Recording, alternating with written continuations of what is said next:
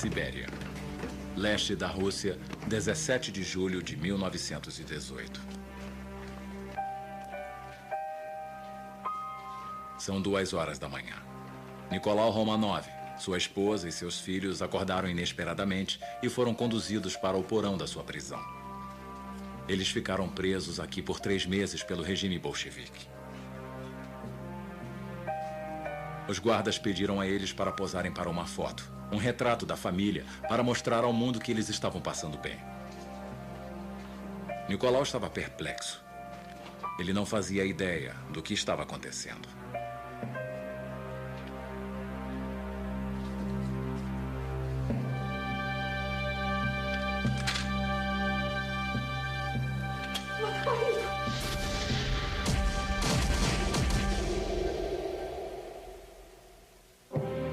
Por 23 anos, ele foi o monarca absoluto da Rússia. O maior império do mundo. Herdeiro de uma dinastia de mais de 300 anos. Ele era Nicolau II, o último tsar. A queda de Nicolau II. Distribuição Sinapse. Esta é a história dos 3 dias que mostram o fim do tsarismo e o nascimento de uma nova Rússia.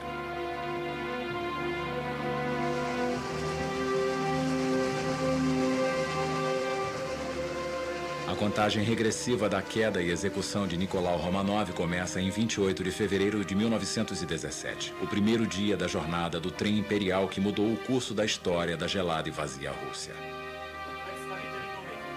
Durante 3 dias desesperadores, o trem imperial tentou correr mais rápido que a revolução. Nicolau II esperava chegar em Petrogrado a tempo de reprimir a revolta geral e de proteger a sua família. 3 dias depois, ele desceria do trono para se tornar um cidadão qualquer. Um homem na fila da morte. Enfraquecido pelos eventos de fevereiro de 1917, o tsar e sua família vão viver o suficiente para verem os bolcheviques invadirem o Palácio de Inverno e tomarem o poder na Revolução de Outubro.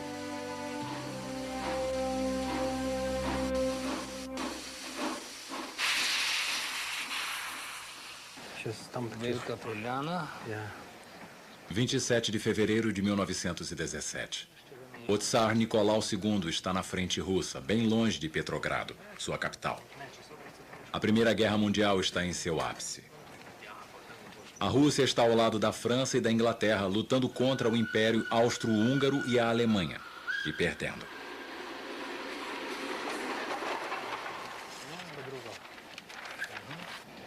Ao anoitecer, ele recebe uma mensagem.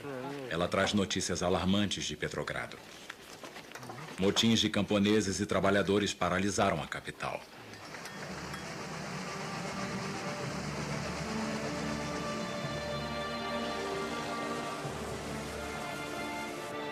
O descontentamento popular estava sendo produzido na capital russa durante meses. Agora a situação era crítica. Milhões de soldados estavam no motim, e os ânimos eram decididamente revolucionários. O que precisamos entender é que Nicolau II recebia suaves notícias sobre os motins. Ele era alimentado por notícias enganosas sobre a situação, que era a da catástrofe de 27 de fevereiro. Havia um motim na capital, mas ele via isso apenas como pequenos distúrbios.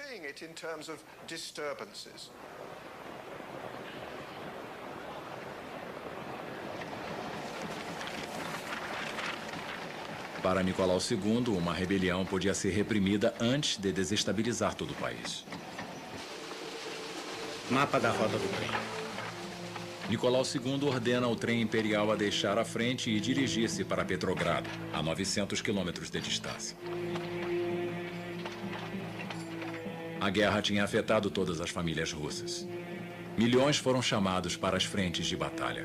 Milhões nunca voltaram.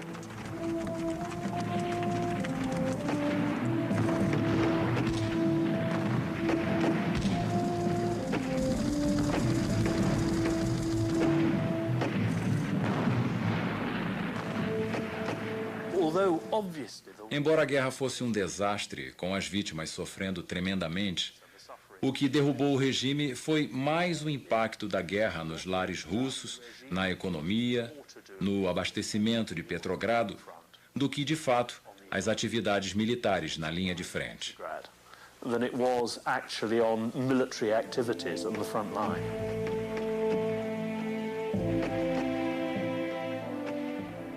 Nicolau já tinha arrastado a Rússia nessa aventura militar 3 anos antes. Ele estava evitando ao máximo guerrear contra seu primo, Kaiser Wilhelm. Mas o expansionismo austríaco e alemão nos Balcãs não podia mais ser tolerado.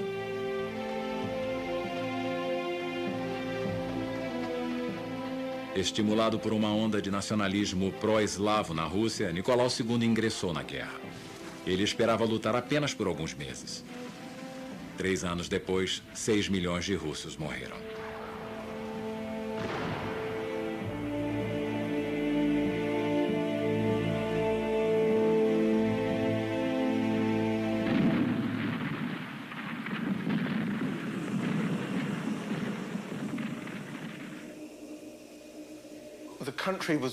O país estava exausto da guerra. Não é por acaso que a revolução surgiu no final do 3º inverno de guerra. Ela nasceu do frio, da fome e do desejo dos soldados de não lutarem mais.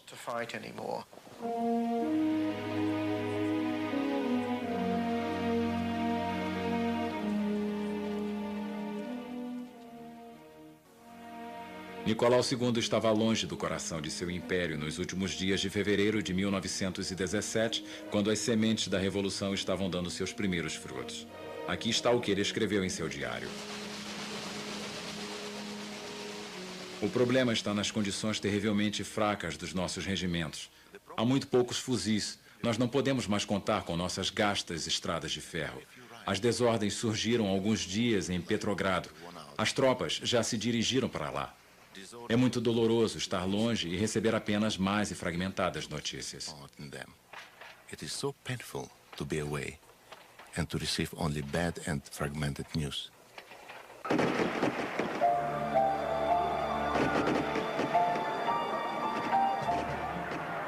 Em 25 de fevereiro, 3 dias antes de Nicolau II iniciar sua viagem, o que tinha começado como protestos pacíficos havia se transformado em desordens e saques.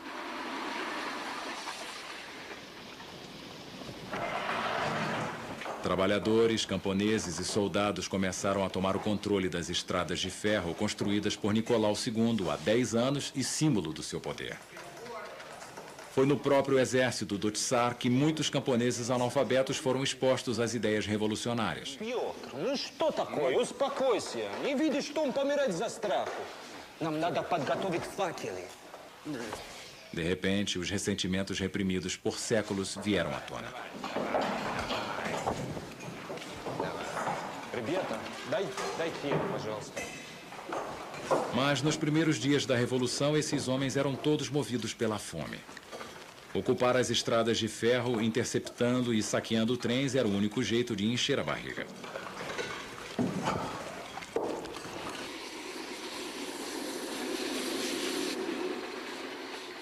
Nicolau II não tinha nenhuma informação confiável sobre sua família e tinha um bom motivo para temer pela segurança deles. A Tsarina se tornou um alvo de ressentimento popular. A apenas 50 quilômetros da espalhada violência da capital, a família Romanov se prepara para mais uma noite de incerteza em seu palácio de campanha, Tsarskoye Selo.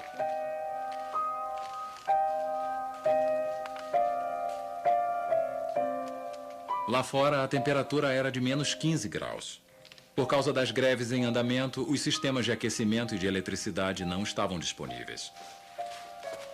Alexandra Feodorovna Romanova era de origem alemã, mas de criação inglesa. Ela era neta da Rainha Vitória. Ela já vivia na Rússia há 23 anos, mas nunca se sentiu em casa na alta sociedade de Petrogrado. Por sua proposta, o palácio de campanha Tsarskoye Selo se tornou a residência oficial do Tsar. Lá, a Tsarina e sua família viviam em perfeito isolamento. Nesses meses, sua origem alemã tornou-a impopular. Ela foi acusada de passar segredos militares para os inimigos.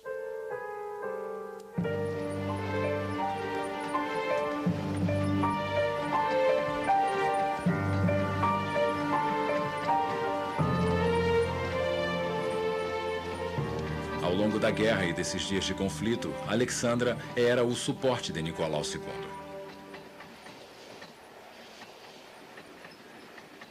Minha amada, eu lhe agradeço de todo o meu coração por seu amor, longas cartas que me recompensam de minhas responsabilidades e ansiedades.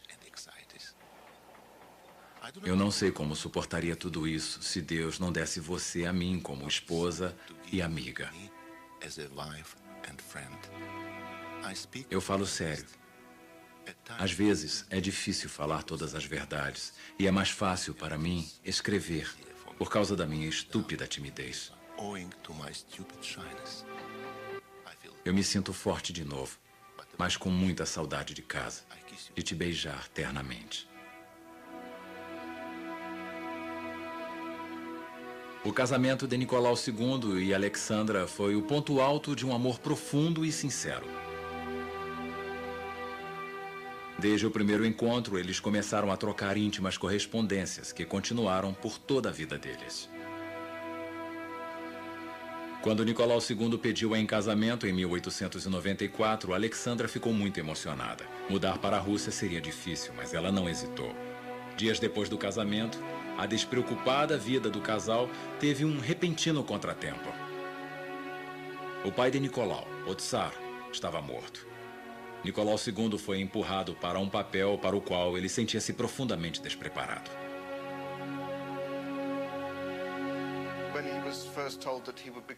Quando disseram que ele iria ser o Tsar, ele começou a chorar dizendo: "Eu não sei como ser um Tsar", e realmente ele nunca aprendeu. Mas o que faria alguém aprender a ser um Tsar? Você deve ter isso no seu íntimo, e Nicolau, com 26 anos, não tinha ideia desse processo, de que a política interna era necessária para uma vasta, complexa e fragmentada sociedade. Complex and indeed highly fragmented society.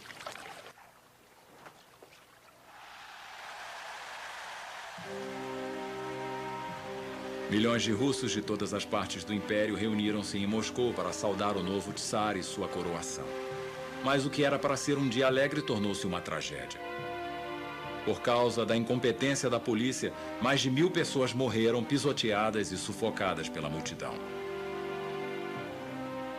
Nicolau II e Alexandra estavam profundamente chocados com o que aconteceu, mas os conselheiros da corte os pressionaram a continuar com a celebração. Como resultado, a primeira imagem pública de Nicolau II, impressa no coração dos russos, foi a de um jovem monarca dançando como num conto de fadas, no dia em que centenas de súditos perderam a vida. « 22 anos depois, o Tsar foi culpado por um outro massacre. 48 horas antes de Nicolau II começar sua jornada de trem, seu exército matou a tiros 40 protestantes na praça de Petrogrado-Zaminskaya.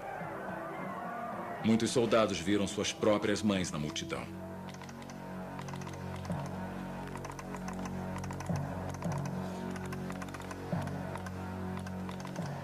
As notícias divulgadas via telégrafo aumentaram imediatamente o número de regimentos militares rebelados.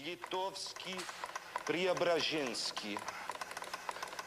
Все войска, принявшие участие... De um em um, os regimentos estratégicos aderiram à revolução, dividindo suas armas com os trabalhadores em greve. O poder da monarquia nunca esteve tão baixo.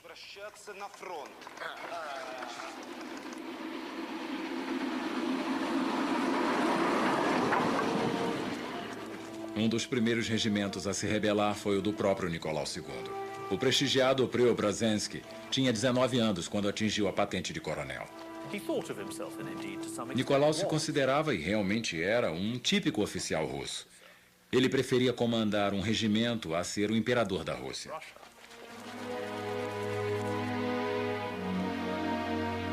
A situação exigia mãos de ferro, mas lá no fundo, Nicolau era um homem gentil.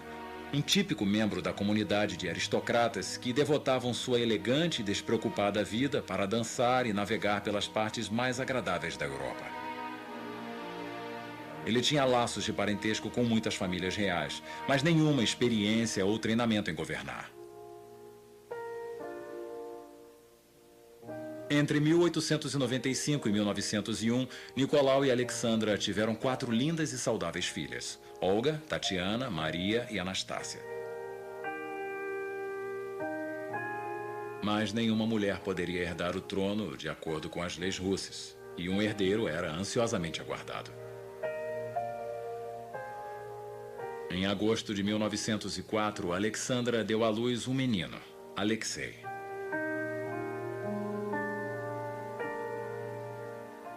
Mas o jovem herdeiro possuía uma doença incurável, hemofilia. Sua vida estava constantemente em perigo. Sua doença o impedia de fazer qualquer esforço. Nicolau II e Alexandra eram forçados a proibi-lo das mais inocentes brincadeiras.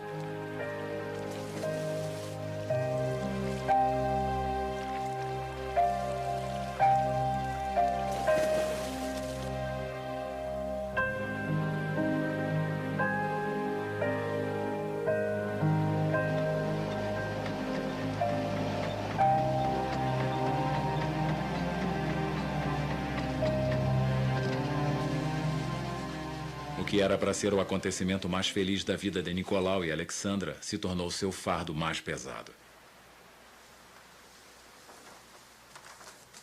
Alexandra se preocupava todos os dias com Alexei.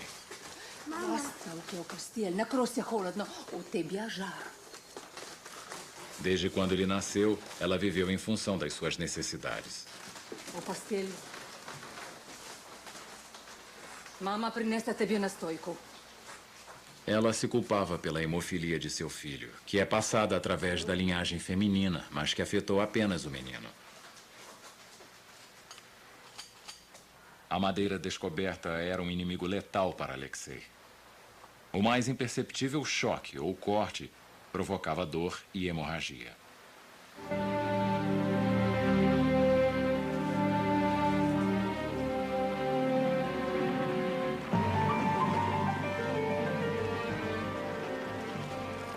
Ao anoitecer de 27 de fevereiro, o Tsar perdeu o controle da maior parte de Petrogrado. As construções, as estradas de ferro, o arsenal bélico, o telégrafo e outros aliados governamentais estavam nas mãos dos rebeldes. A nova liderança radical estava emergindo. Nesse dia, os trabalhadores e soldados fundaram o primeiro conselho revolucionário, o Soviete de Petrogrado, que se tornou o protagonista central da Revolução Bolchevique e de grande parte da história russa. Dividir e perder poder não estavam na agenda.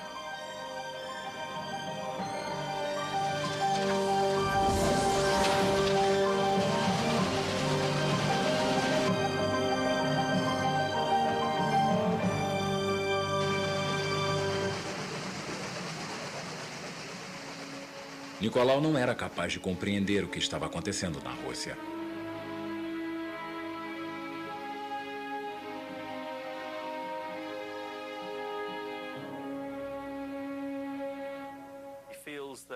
Nicolau era convicto que, desde que Deus colocou nessa posição, ele era responsável pelo país e pelas pessoas. Ele estava convencido de que, se a monarquia fracassasse na Rússia, haveria o caos de uma guerra civil.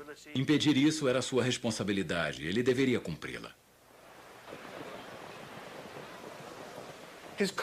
No seu juramento de coroação, ele prometeu defender os princípios da autocracia, o que era completamente incompatível com uma Constituição.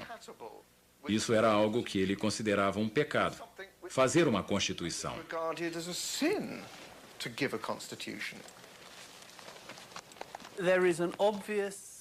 Há uma óbvia contradição entre a natureza de um homem que é naturalmente gentil, tímido, que não gosta de discutir, prejudicar os outros, e o que ele concebe como o papel de um monarca absoluto, que até certo ponto requer que ele seja duro, autoritário e, às vezes, despótico.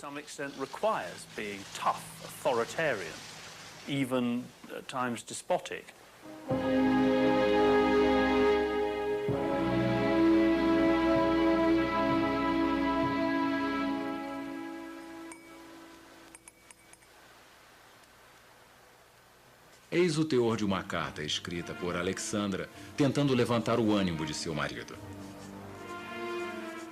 Meu amor, seja forte, porque os russos precisam de você. O tempo de tolerância e gentileza acabou. Agora seu reino precisa do seu poder, e a obediência precisa ser ensinada.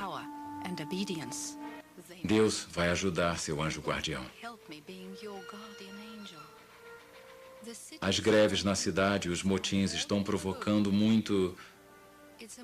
É um movimento de vândalos, meninos e meninas correndo e gritando por não terem comida.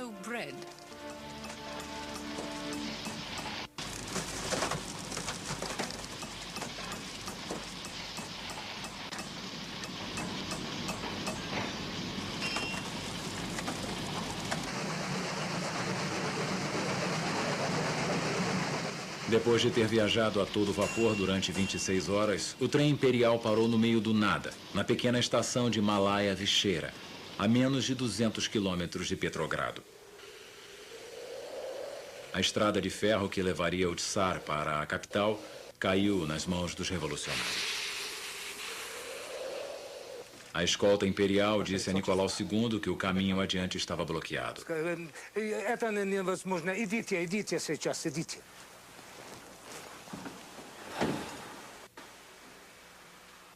O Tsar deu-se conta de que não poderia mais viajar livremente em seu próprio país. Mapa da rota do trem. Ele ordenou que o trem fosse em uma nova direção a Pskov, sede dos quartéis do exército russo do norte. Durante a noite, nós voltamos para Malaya Vishera, porque as estradas de ferro pareciam ocupadas pelos rebeldes. Vergonha e desgraça. Fracassei em chegar ao Tsarskoye Selo, mas meus pensamentos e sentimentos estão todos lá. Como deve ser duro para a pobre Alexandra passar por todos esses acontecimentos sozinha. Que o Senhor nos ajude.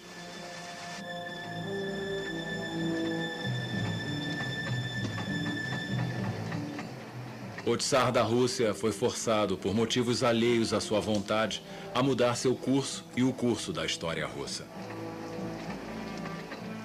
Que série de eventos terríveis levou-o a bater de frente com esse humilhante insulto. Até o povo já se voltava contra ele.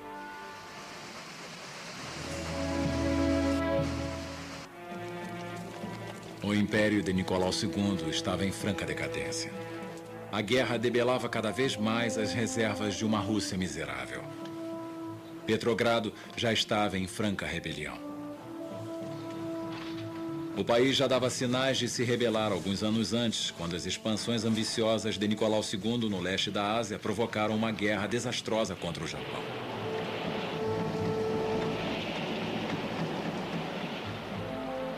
A frota russa levou meses para passar pela África e pela Ásia só para ser arruinada pela frota japonesa em Tsushima.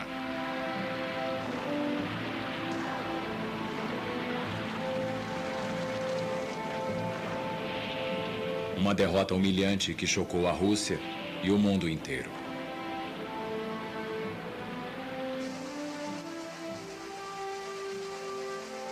A derrota inesperada da Rússia golpeou o prestígio da monarquia e contribuiu para o aumento do movimento de oposição que, em pouco tempo, incluiu a grande parte dos setores da sociedade russa.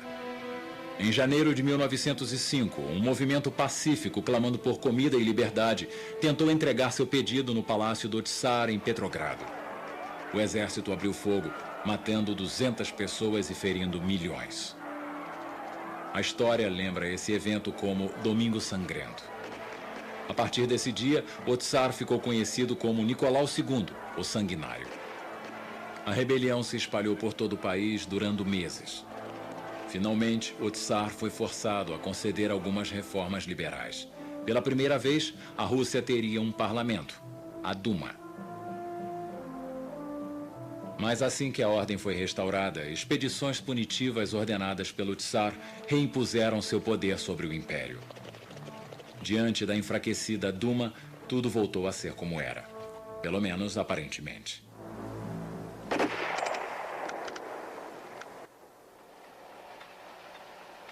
Doze anos depois, Nicolau II deu-se conta de que seria muito mais difícil reprimir a rebelião. Enquanto isso, sua esposa, a tsarina, continuava estimulando-o. Deus mandou uma terrível e pesada cruz para você. Nosso querido amigo reza por você também no outro mundo, não mais perto de nós, mas eu posso ouvir sua consoladora e amorosa voz.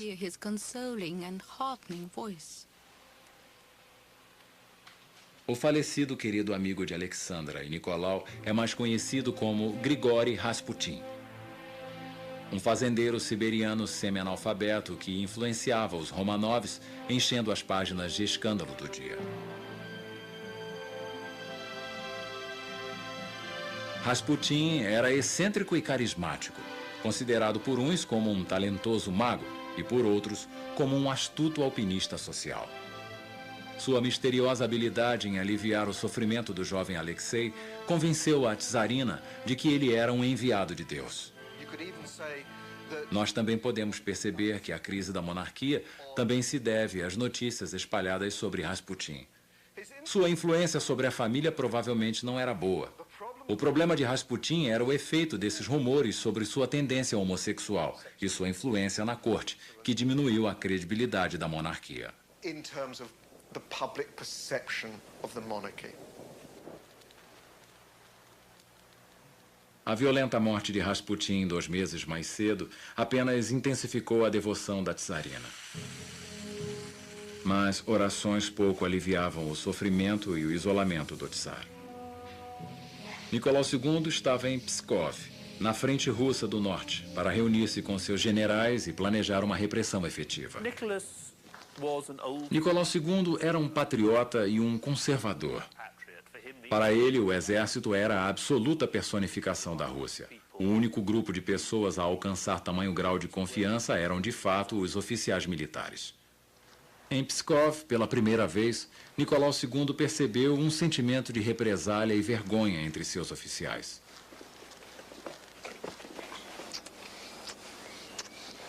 Идем дождь, а где генерал русский? Я знаю. Nicolau II notou que o general Rudsky, o comandante da Frente do Norte, não estava entre os homens que foram encontrá-lo. Rudsky era o general mais antigo de Pskov. Sua ausência era uma assombrosa falha no regimento militar.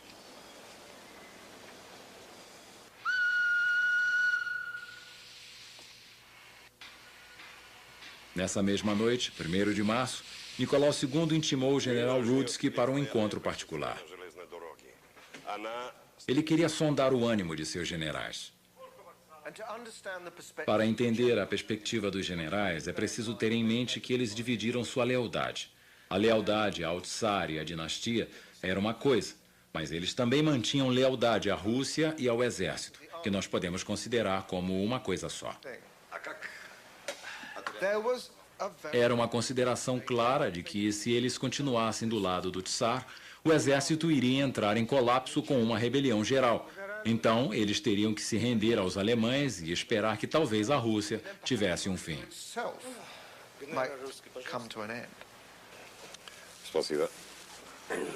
O general Rudsky estava extremamente preocupado.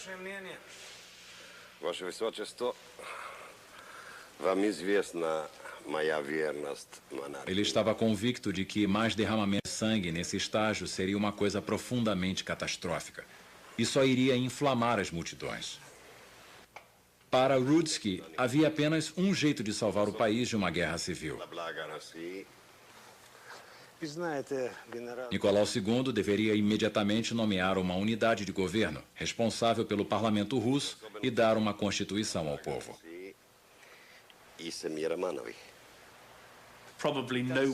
Provavelmente ninguém nunca tinha falado com Nicolau do jeito que Rudsky falou em Pskov.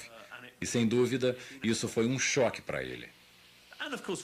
Rudsky lidava com o crescente medo de que, se houvesse uma tentativa de reimpor o czarismo à força em Petrogrado, o exército iria se romper e a disciplina seria quebrada.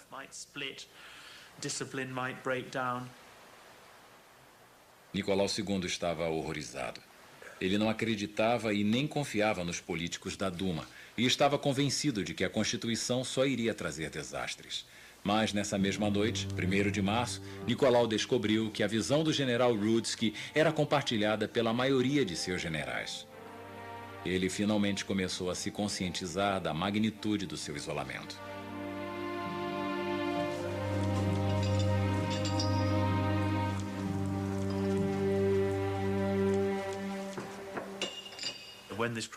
Quando a crise começou, ele achou que poderia controlar a situação.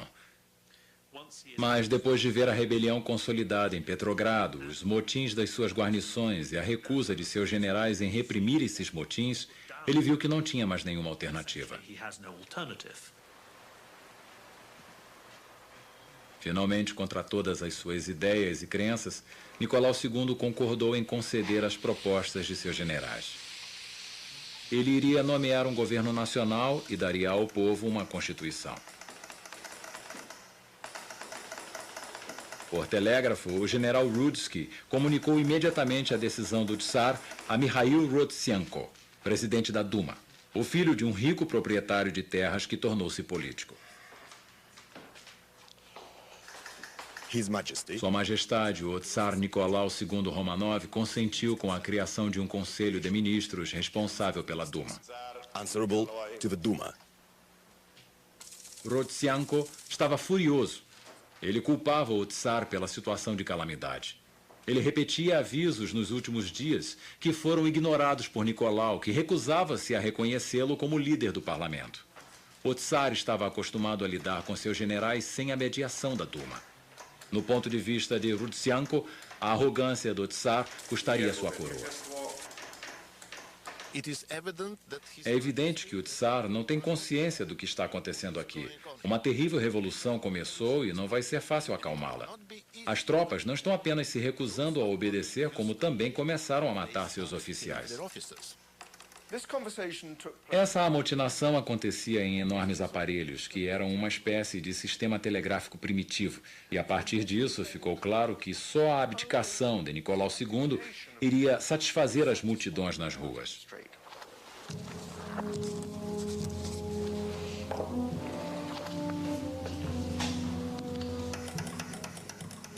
Para Rodzianko não havia alternativa.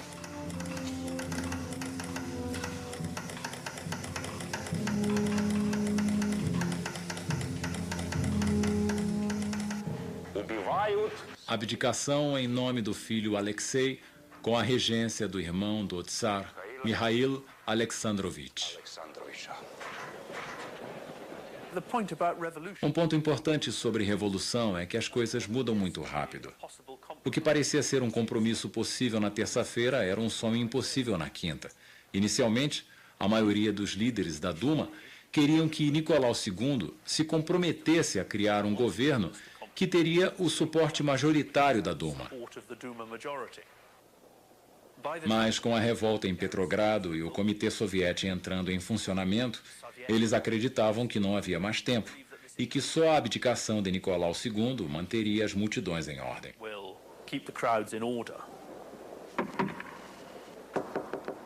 De manhã, Rudski entrou e leu sua longa conversa via telégrafo com Rodzianko. A situação em Petrogrado é tão ruim que até os ministros estão sem poder para fazer algo. Eles tiveram que concordar com o Partido Social Democrata, representado pelo Comitê dos Trabalhadores. Minha abdicação é requerida.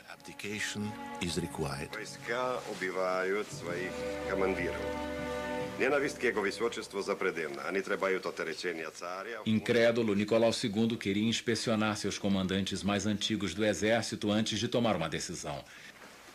Ele estava procurando por apoio, mas estava fadado a ficar severamente decepcionado. Depois de 2 horas, as respostas de seus generais chegaram via telégrafo. Eles eram unânimes. Ele deveria abdicar. Os generais, mais do que ninguém, pensavam em si como generais russos lutando em uma guerra. Se a monarquia servisse a causa da Rússia em vencer a guerra, eles iriam apoiá-la. Mas em fevereiro de 1917, a maioria deles já tinha perdido a confiança em Nicolau II e na sua habilidade em conduzir a Rússia à vitória. Se eles tivessem que escolher entre Nicolau II e a guerra e o que concebem como Rússia, eles escolheriam a Rússia indubitavelmente. Era um grande baque para Nicolau ver que até seus generais queriam que ele abdicasse. Agora seu isolamento estava completo.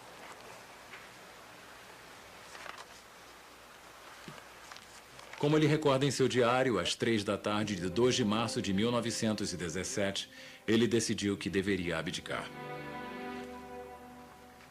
Mas ele ainda não imaginava as implicações dessa decisão para a Rússia e para a sua família.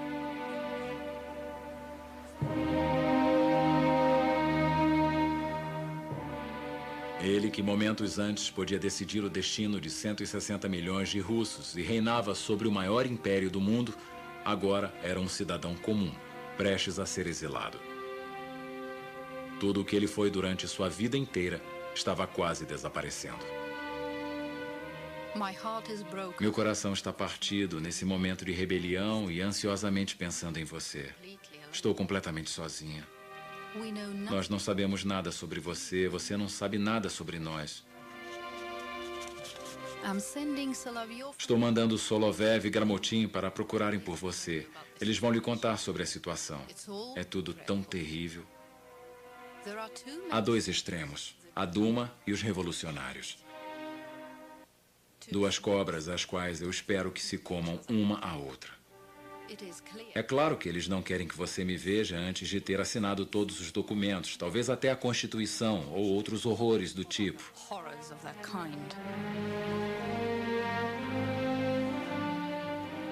No trem imperial, Nicolau II está aguardando os emissários do parlamento russo.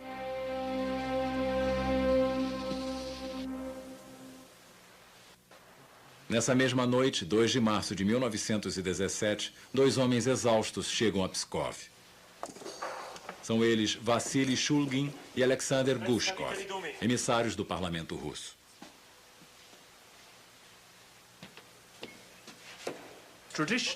Gushkov e Nicolau II não gostavam e desconfiavam completamente um do outro.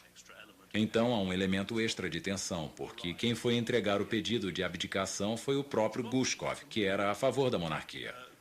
Gushkov queria empurrar Nicolau II e, de fato, os Romanovs para fora das atividades políticas. Mas ele preferia conservar a monarquia como um símbolo de ordem e legitimidade na Rússia. Muitos desses líderes políticos da Duma tinham medo de revoluções sociais em grande escala.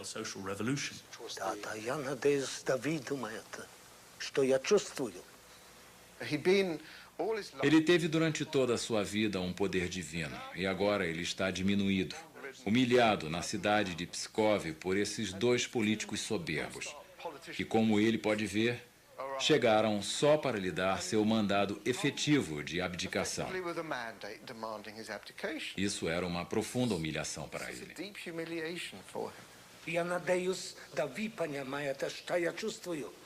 Nicolau informou aos emissários da Duma que ele mesmo resolveu abdicar poucas horas antes. Mas não em favor de Alexei. O novo tsar seria o seu irmão Mikhail.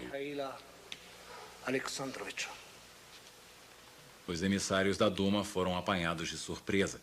Eles estavam despreparados para um encontro decisivo.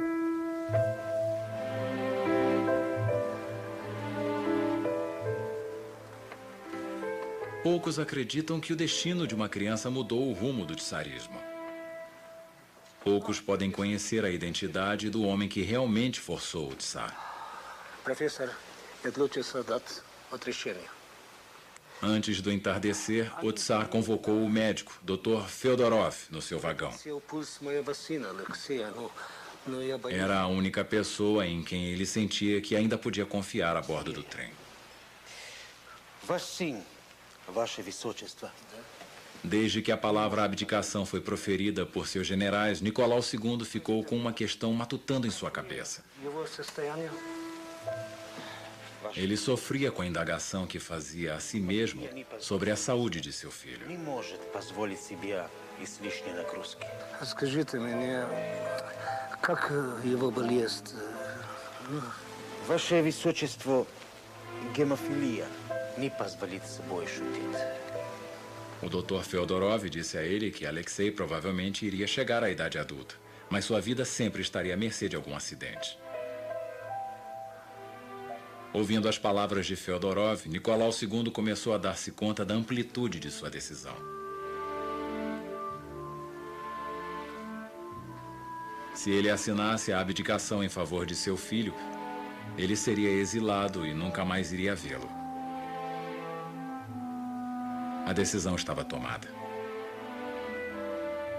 Alexei nunca seria um tsar. Quando Nicolau II decidiu abdicar em favor do irmão em vez do seu filho, provavelmente não pensava que isso seria mais que um desastre. Esse ato mostra que ele podia quebrar as regras e se impor, mas não como o poder de um imperador que muda a sucessão ao assinar um decreto, e sim como o reflexo dos sentimentos de um pai com singelos valores de família que podiam quebrar qualquer regra a ser seguida. Os emissários da Duma não esperavam uma mudança na linha de sucessão, a abdicação em favor do irmão em vez do seu filho, mas eles tinham que fazer o que já pretendiam. Nicolau estava no seu escritório particular. Os planos de guerra que lotavam sua mesa na terça-feira foram substituídos por uma carta de abdicação.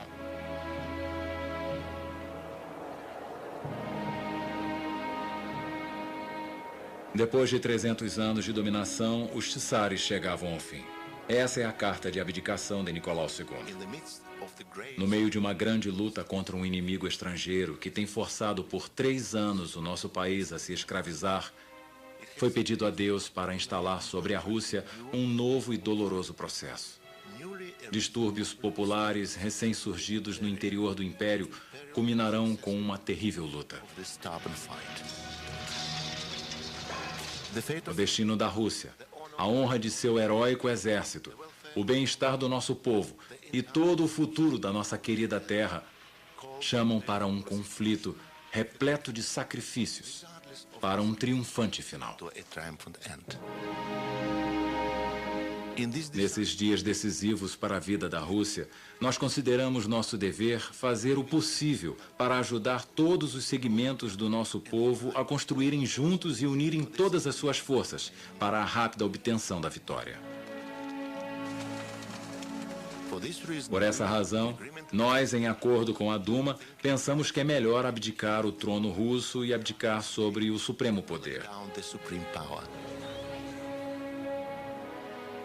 Não desejando ficar longe do meu amado filho, nós transmitimos nossa sucessão para meu irmão, Grand Duque Mikhail Alexandrovich, e desejamos a ele toda a sorte e felicidade no trono do Império Russo. Que o Senhor Deus ajude a Rússia.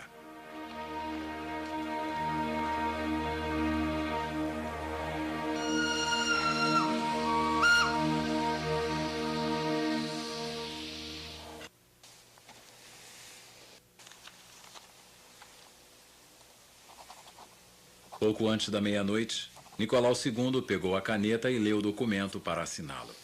Mas o Tsar queria deixar sua marca em seu último ato oficial. Ele concluiu a assinatura às 3 da tarde, um pouco antes dos emissários voltarem. Ninguém poderia pensar que a decisão do Tsar tinha sido influenciada por pressões da Duma. Já em 2 de março de 1917, Nicolau II era um cidadão comum. Nicolau Romanov. As notícias romperam no palácio como disparos. O texto da abdicação estava em todas as primeiras páginas. Horas depois, o irmão do Tsar, Mikhail, recusou o trono. Ele não tinha nenhuma ambição política, muito menos o desejo de salvar a monarquia. Tsar отрекся!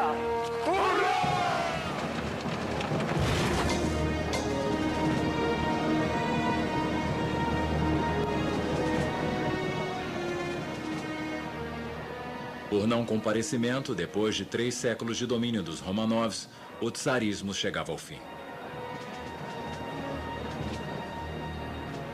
O fim da monarquia foi comemorado por todo o império.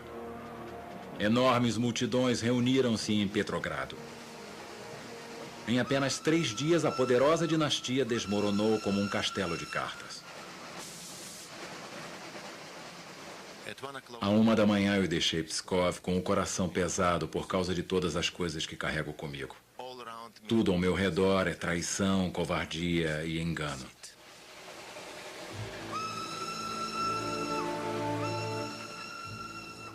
Derrubado pelos eventos que ele provou não ser capaz de controlar, Nicolau II foi forçado a continuar sua nova e incerta jornada ainda no trem imperial. Ele demorou 7 dias até encontrar sua família em Tsarskoye Selo, lugar do seu poder já inexistente. Nos meses seguintes, a Rússia mergulhou em um banho de sangue. Uma guerra civil que mostrava a força radical triunfante, o poder bolchevique.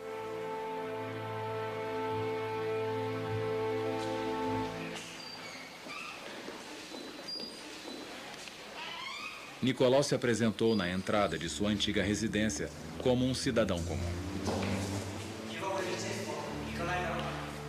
Os novos guardas não conheciam o herdeiro de Pedro o Grande e Ivan o Terrível.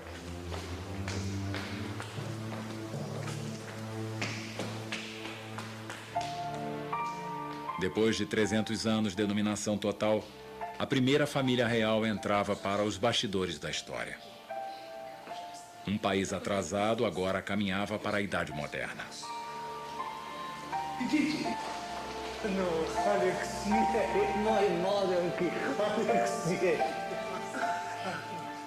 Mas com o terremoto da Revolução, que estabeleceu uma nova política sobre um homem fracassado, ele ainda vai continuar sendo uma ameaça. Com 49 anos, o último czar da Rússia viveu apenas mais um ano.